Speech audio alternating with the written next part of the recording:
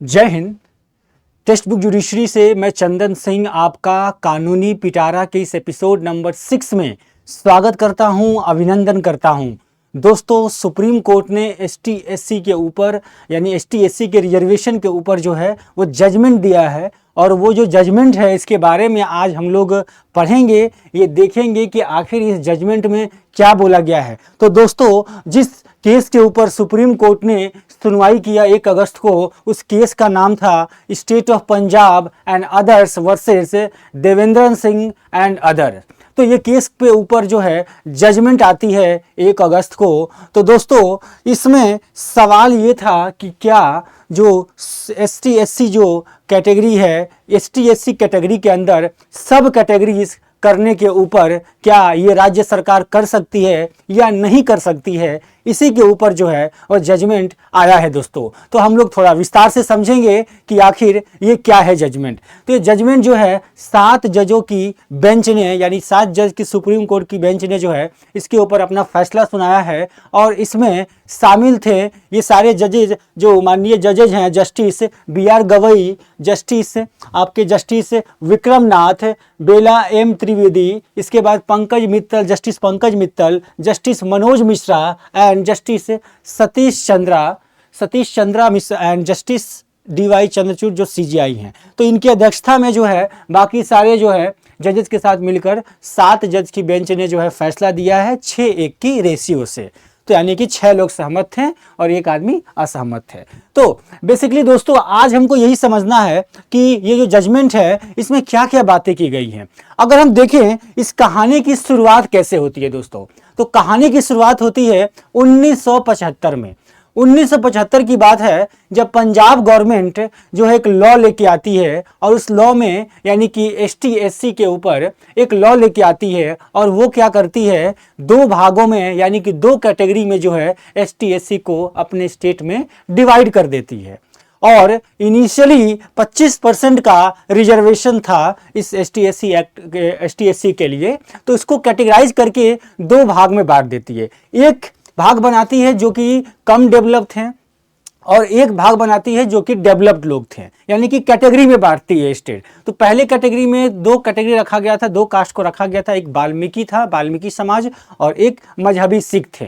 तो इनको एजुकेशन के फील्ड में, पब्लिक एम्प्लॉयमेंट के फील्ड में रिजर्वेशन ज़्यादा दिया गया क्योंकि ये समाज में उस समय ज़्यादा पीछे थे। और कुछ ऐसे जो जातियां थी जो कि अपने आप को अपलिफ्ट कर चुकी थी, तो उनको कैटेगरी 2 में रखा गया दोस्तों, यानी कि उनको परसेंटेज कम दी गई। लेकिन दोनों को ही एसटी एससी में रखा गया था, बट परसेंटेज की अंतर की गई, यानी कि सब कैटेगराइज किया गया 1975 में पंजाब गवर्नमेंट के द्वारा। तो दोस्तों, सवाल यहीं पे खड़ा होता है कि क्या राज्य सरकार जो है वो राज्य सरकार रिजर्व कैटेगरी में क्या सब कैटेगरी यानी क्लासिफिकेशन कर सकती है या नहीं कर सकती है, यही सवाल था। तो इस सवाल के साथ जो है ये 25 साल तक चलता रहा, यानी कि रिजर्वेशन 25 साल तक चलता रहा पंजाब के अंदर जो कैटेगराइज किया गया। तो सवाल तो था ही कि आखिर कैटेगराइजेशन किया जा सकता है कि नहीं किया सकता, क्योंकि कोई भी जाति को अगर किसी भी कास्ट को SC एक्ट में शामिल करना है, रिजर्वेशन में शामिल करना है, तो बेसिकली जो है कॉन्स्टिट्यूशन के बेसिस पर जो प्रेसिडेंट जो होते हैं वो इसको ऐड करते हैं। तो इसमें बेसिकली क्या है कि जब ये चलता रहा 25 साल तक पंजाब में चलता रहा, तो इसी सेम पैटर्न पर आंध्र प्रदेश जो है वो भी एक कानून लेके आती है अपने स्टेट में एसटी एससी के लिए। तो वो भी जब कानून लाती है तो 2000 में वो एक कानून लेके आते हैं, 2000 में कानून लेके आते हैं और उस कानून के अंदर जो है सब कैटेगराइजेशन किया जाता है। वो भी सब कैटेगरीज इंस्पायर हो जाते हैं पंजाब से, और पंजाब से इंस्पायर होकर पंजाब के ही जो एसटी एससी एक्ट का जो सब कैटेगराइजेशन हुआ था उसी बेसिस पर जो है वो आंध्र प्रदेश भी जो है एक लॉ लेके आती है 2000 में, और उस समय भी वो सेम टू सेम उसी को कॉपी कर देते हैं। तो चूंकि क्या होता है कि इस पूरे, अब सवाल यहीं पे आती है, यानी कि मामला यहीं से खड़ा होता है। अब जब आंध्र प्रदेश लागू करती है इस कानून को, तो क्या होता है कि इसको चैलेंज कर दिया जाता है सुप्रीम कोर्ट में। जब सुप्रीम कोर्ट में एक्ट को चैलेंज किया जाता है, तो सुप्रीम कोर्ट में चैलेंज जब किया जाता है तो उस चैलेंज में 5 जजेस की बेंच बैठती है, और 5 जजेस की बेंच जो है ईपी चिनैया वर्सेस देखिए केस का नाम याद रखिएगा, EP Chinnaiah versus state of Andhra Pradesh का केस है 2004 का दोस्तों। तो 2004 के इस केस में 2003 से 4 के बीच में जो है इसको जो है क्या किया था, चैलेंज किया था सुप्रीम कोर्ट में। और 2004 के इस केस में AP Chinnaiah versus state of Andhra Pradesh के केस में 2004 केस में क्या होता है कि सुप्रीम कोर्ट ये जजमेंट देती है दोस्तों कि जो 5 जजेस की बेंच है वो जजमेंट देती है, और जजमेंट कहती है यानी कि ग्राउंड ऑफ द प्रेसिडेंट के पावर के हिसाब से जजमेंट देते हुए ये कहती है कि ये जो लॉ जो आंध्र प्रदेश ने बनाया है ये बिल्कुल वैध है, क्योंकि जो कैटेगराइजेशन करने का अधिकार है वो प्रेसिडेंट के पास होता है, स्टेट इसके पास पावर नहीं है। तो ऐसा कहते हुए सुप्रीम कोर्ट के 5 जज के बेंच ने जो है इसको खारिज कर दिया दोस्तों।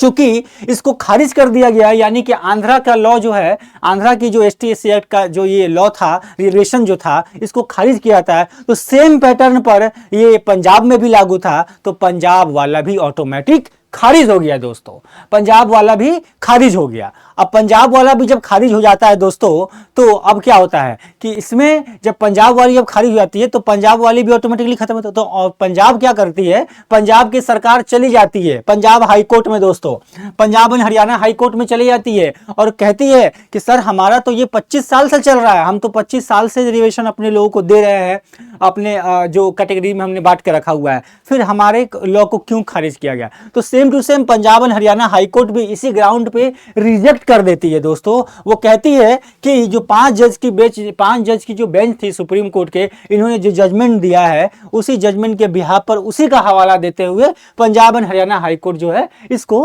क्वेश कर देती है। तो दोस्तों अब यहां पे मामला आता है, मामला पहुंचता है दोबारा से 2006 के ऊपर। अगेन पंजाब गवर्नमेंट जो है वो एक नया रूल लेके आती है। जब एक नया रूल लेके आती है पंजाब गवर्नमेंट, तो वो पंजाब गवर्नमेंट जो है फिर से सेम टू सेम पैटर्न अपनाती है जो कि 1975 वाली पैटर्न थी दोस्तों। तो उसी पैटर्न में उन्होंने फिर से जो है ST/SC एक्ट में जो है सब कैटेगराइजेशन किया। अब सब कैटेगराइजेशन करने के बाद फिर से सेम टू सेम पैटर्न पे चली ये चीजें।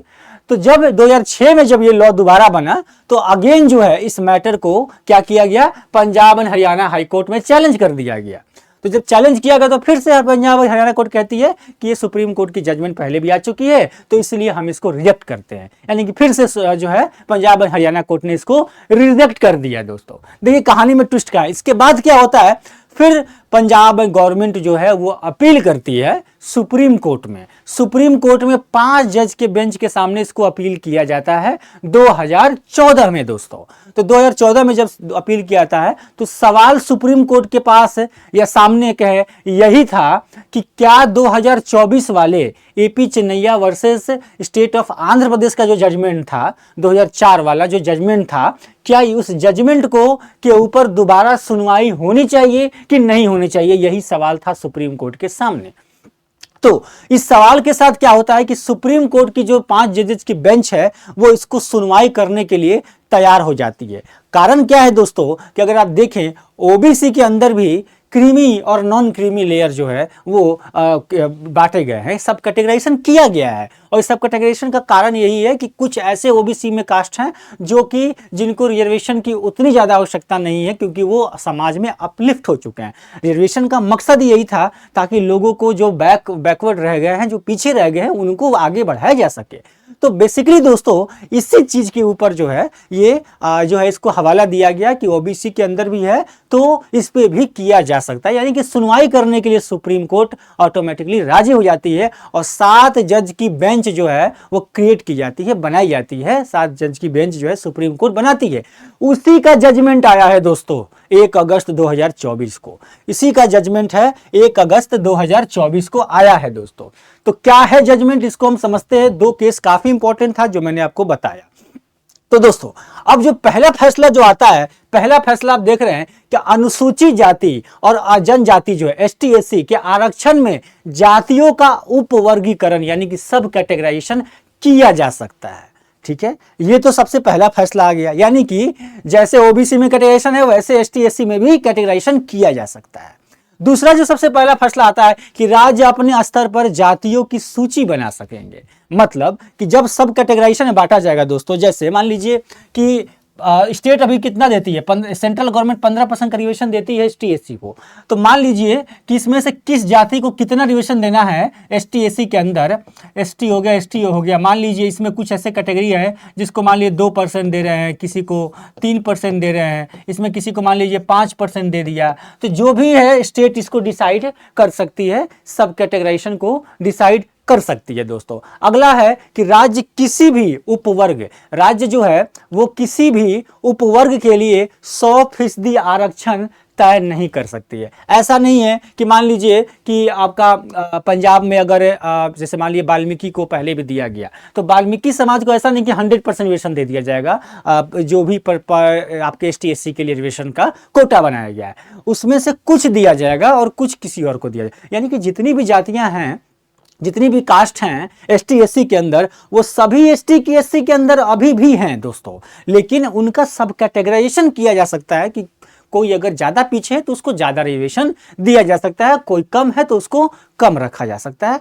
ये बात है, ठीक है। इसके साथ जो अगला चौथा नंबर फैसला रहता है कि राज्य को वर्गीकरण करते समय आंकड़ों पर ध्यान देना होगा, यानी कि उचित देखना होगा कि कौन सा जाति क्यों पीछे है, इसका कारण भी जो है कैसे हुआ या क्या, इसके बारे में बताना होगा। यानी कि कहने का मतलब ये है दोस्तों कि इससे कहीं ना कहीं ये जातीय जनगणना के ऊपर भी बात करती है कि जातीय जनगणना जो है वो अगर होगी तभी तो इस बात को बताई जा सकती है ना। फिर भी ये जो चौथा नंबर था, इसके बाद पांचवा नंबर था कि सरकार जो है यानी कि राज्य अपनी मर्जी से या राजनीतिक जो है किसी भी आधार पर ये तय नहीं करेगी। ऐसा नहीं कि अपने पॉलिटिकल पार्टी या कोई विशेष जाति को जो है उसका वोट लेने के लिए वो उसको जो है रिजर्वेशन दे रही है, नहीं, उसको कारण बताना होगा कि क्यों इसको ज्यादा दिया जाना चाहिए, ठीक है। इसके बाद जो छठा नंबर फैसला रहता है कि राज्य का जो फैसला है वो उसकी समीक्षा कोर्ट में पेश किया जा सकता है, यानी कि जुडिशियल रिव्यू के अंदर में आएगा और इसकी जो फैसला है उसको कोर्ट जो है वो देखेगी।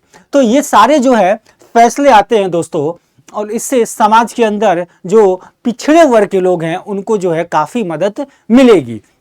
तो इसका आपने यहां तक ये 6 फैसलों को समझा जो कि 1 अगस्त को आया है दोस्तों। तो सब कैटेगराइजेशन जैसे ओबीसी में है उसी तरीके से इसमें भी करने की बात की गई है। और भी जो चीजें हैं, अभी देखिए क्या है कि सेंट्रल गवर्नमेंट जो है 15% का रिजर्वेशन जो है एसटी एससी को देती है दोस्तों। तो 15% का जो रिजर्वेशन है ओबीसी के लिए 27% का रिजर्वेशन है, ईडब्ल्यूएस के लिए 10% का रिजर्वेशन है। तो इसी तरीके से जो 15% का जो रिजर्वेशन दिया गया है वो 15% का रिजर्वेशन में जो कास्ट को ज्यादा देना चाहिए उसको ज्यादा दी जाएगी। ये स्टेट अब डिसाइड कर सकता है, पहले ये डिसाइड स्टेट नहीं कर सकता था, अब ये स्टेट भी डिसाइड कर सकता है।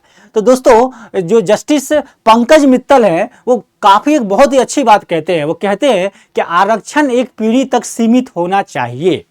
यदि पहली पीढ़ी आरक्षण के माध्यम से उच्च स्थिति तक पहुंच गई है, अगर पहली पीढ़ी उच्च स्थिति तक पहुंच गई है तो दूसरी पीढ़ी को इसका हकदार नहीं होना चाहिए। ये जस्टिस पंकज मित्तल का जो है स्टेटमेंट है। ये कहते हैं इस बात को कि कोई भी जाति अगर ऊपर उड़ चुकी है, उसकी अगर प्रगति हो चुकी है, तो जो प्रगति या फिर जिस व्यक्ति का प्रगति हो चुका है वो व्यक्ति जो है उस स्थिति पर जाने के बाद उसकी दूसरी पीढ़ी को जो है उसकी जो है वो उस रिलेशन का हेल्प नहीं लेना चाहिए। तो आपका क्या राय है, आप कमेंट करके जो है हमें बताइए। टेक्स्ट बुक जुडिशरी पे आप कमेंट कीजिए, इस वीडियो के लिंक में कमेंट कीजिए और अपना व्यू जरूर दीजिए। आज का वीडियो कैसा लगा आप मुझे बताइएगा। इसके साथ टेक्स्ट बुक जुडिशरी को देखने के लिए आपका धन्यवाद। जय हिंद, जय भारत।